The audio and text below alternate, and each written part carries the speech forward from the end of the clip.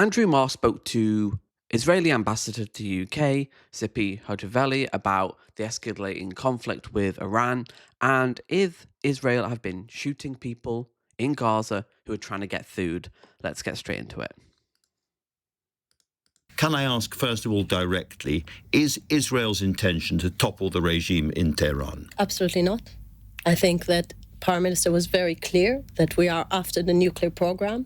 We are in this military operation for one reason: to defend Israel, to defend the region, to defend the world, and to make sure that Iran won't have nuclear capabilities. Andrew, you know, this is not the first time we discussed. Well, we already know that they haven't. There's no evidence of that, so maybe there's something else going on here. The Iranian regime, and your country, the UK, was Israel's partner for many years in fighting this threat. This is not just a threat on Israel. I just want to quote that your head of MI5 and your chief of MI6 were clear that Iran is a direct threat to your own country, to British people, to the Jewish community here, to our own embassy. This is a radical regime that we know what they're up to, and they were about to have a nuclear weapon. And Israel promised in its establishment never Again, not the case, but okay, continue. again about the Holocaust. And we said we're definitely not going to bring on ourselves a nuclear Holocaust. And this is why we went into this operation in the last minute. Why have you got nuclear armaments then? But Like, you it's think still possible. You think you can trust this regime about which you have said so many fierce things, to give up its nuclear weapons and live peacefully alongside Israel? Isn't the truth that you need the regime itself to go? I don't have a question. This is a bad regime. We don't have a dispute here. This is a regime that Such a weird framing from Andrew Marr. Like, it's up to America and Israel to, like, topple Iran's Ayatollah. It's kind of a weird question. It's like, he's not being neutral at all. It's a weird framing. that is prosecuting women, LGBT, killing women for not covering their hair. I mean, Masa Amini There's not going to be an argument about I any know, of that. I'm just saying everyone knows what this regime is capable to, but from our point of view, the most... Yes, they do. They have a morality police. They are a deeply patriarchal society.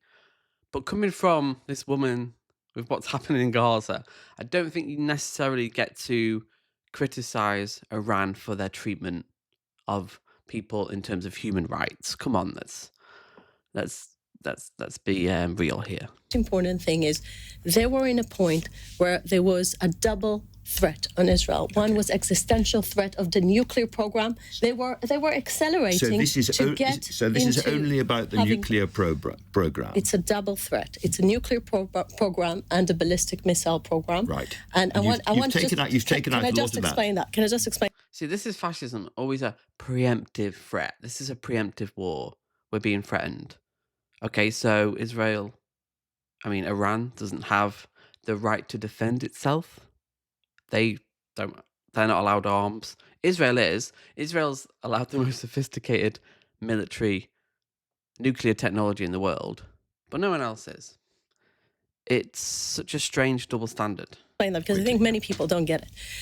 When people are wondering what happened on Thursday night, why Israel just striked with all its abilities in the skies of Tehran, they need to know two things. One, at that Thursday, it was when the IAEA clearly said Iran was breaching any signal and anything they were supposed to apply. She's such a bad liar. She has to kind of stumble and go like, "Oh God, I want to exaggerate and say that but they actually didn't say that, so I have to lie." Oh, it's insane. According to international agreements, so Iran was not playing along with the international community on the nuclear issue. And Israel is? They're not even part of the nuclear treaty. Oh, insane.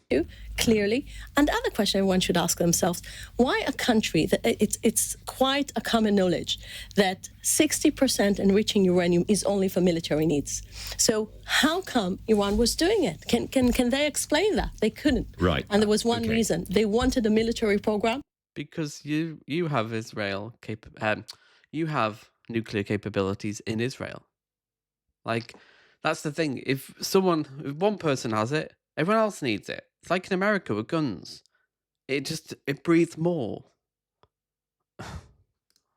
And they enrich uranium in a level of 9 bombs Okay. that could destroy Israel. Let's have more. Eliminate. Let's see if we can have more of a conversation. Because, Please, no, just people Okay, don't understand so, that. People just, yeah. in London, people don't you've understand said that. this is all about the nuclear program And the ballistic missiles. And Yeah, but you have to give the further context that Israel also has a lot of nuclear capabilities that would put yourself in Iran's position.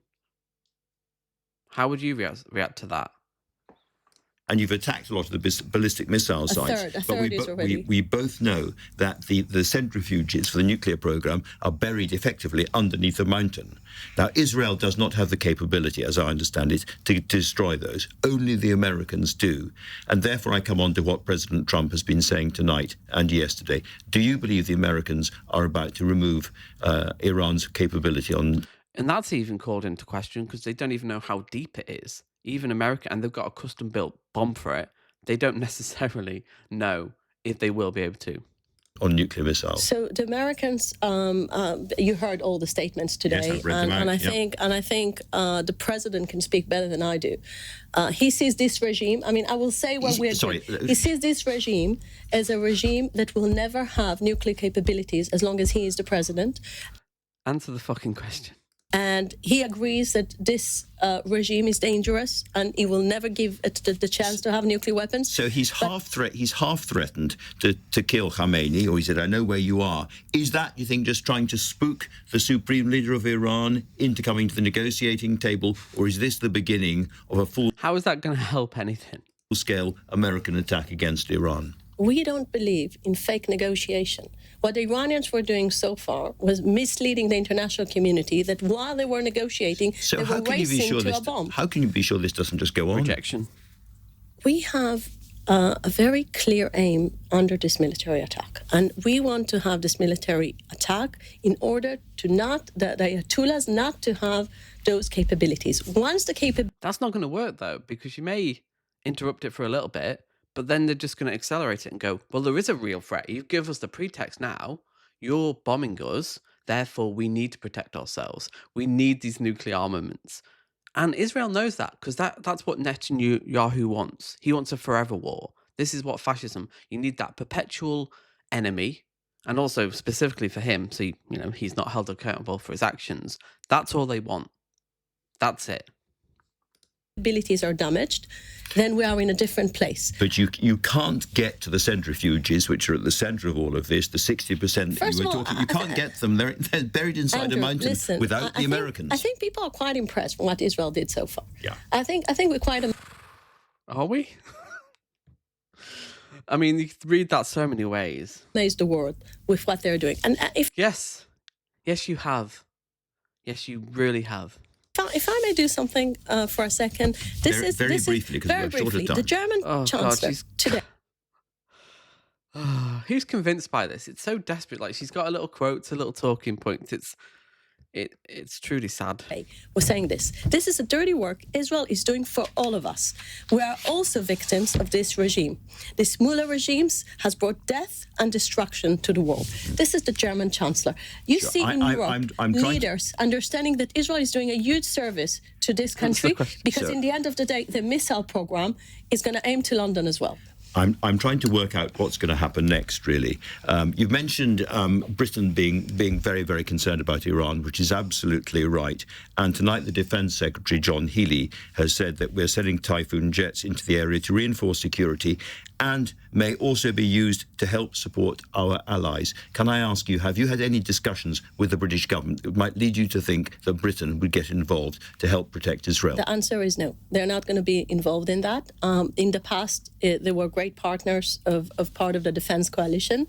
We didn't ask anyone's help, honestly, from the British government. We are very clear that we are very happy that our friends from all around the world are supporting this very justified campaign against the most dangerous regime not to have the most dangerous weapon. And She sounds like she's trying to convince herself of this. And we didn't ask her help. And we are allies in intelligence cooperation. We do a lot of things together on security. But the UK is not involved. All right.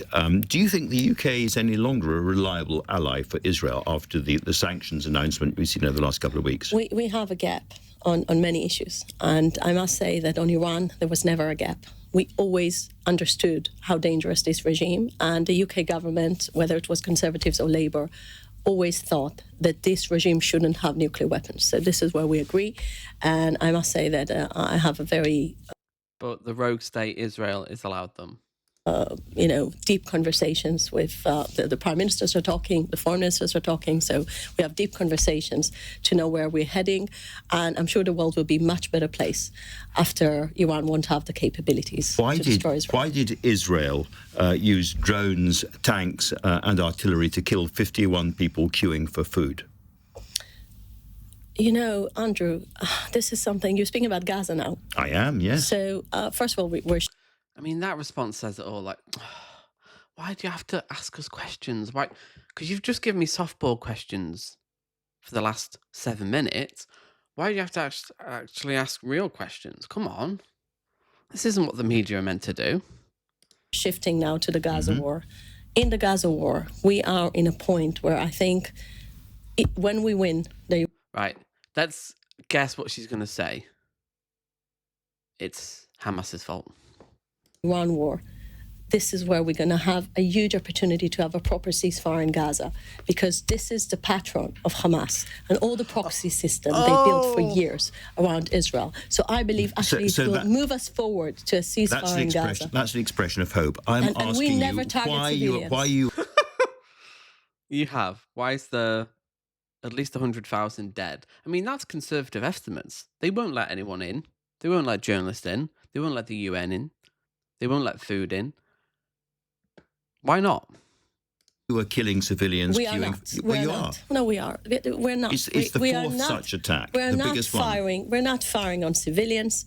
We're making sure. I'm sorry, all the evidence is you are. The scenes in the hospital, Andrew. Dismembered corpses, bits of children being brought into a hospital after queuing for food. Andrew, again, Israel never targets children, civilians whatsoever. What is...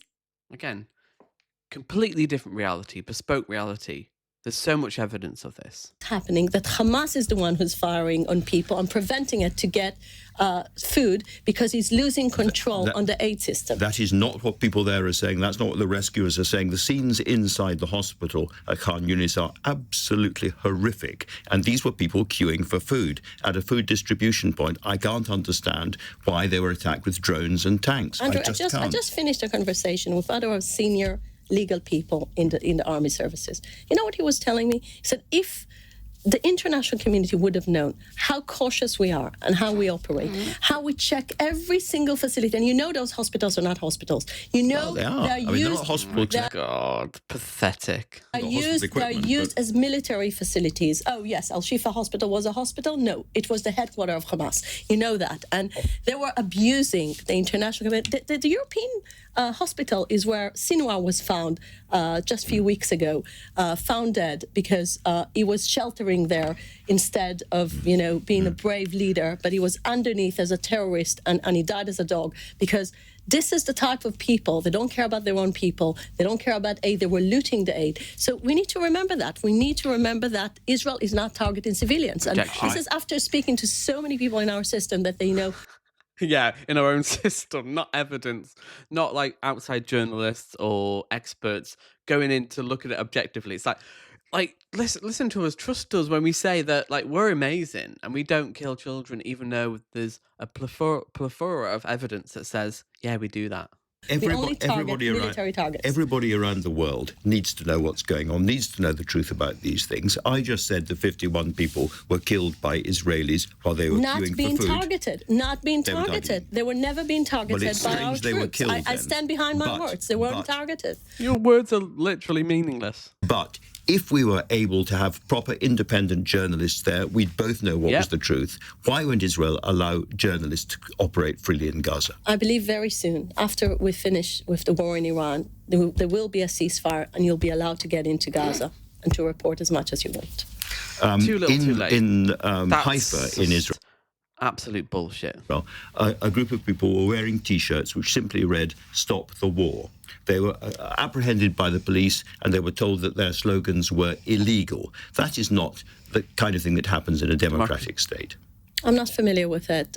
People are demonstrating. You know something? My country was so famous for having demonstrations in the last 2 years, more than any other country in Europe, I think. Well, it used to be. We had Really?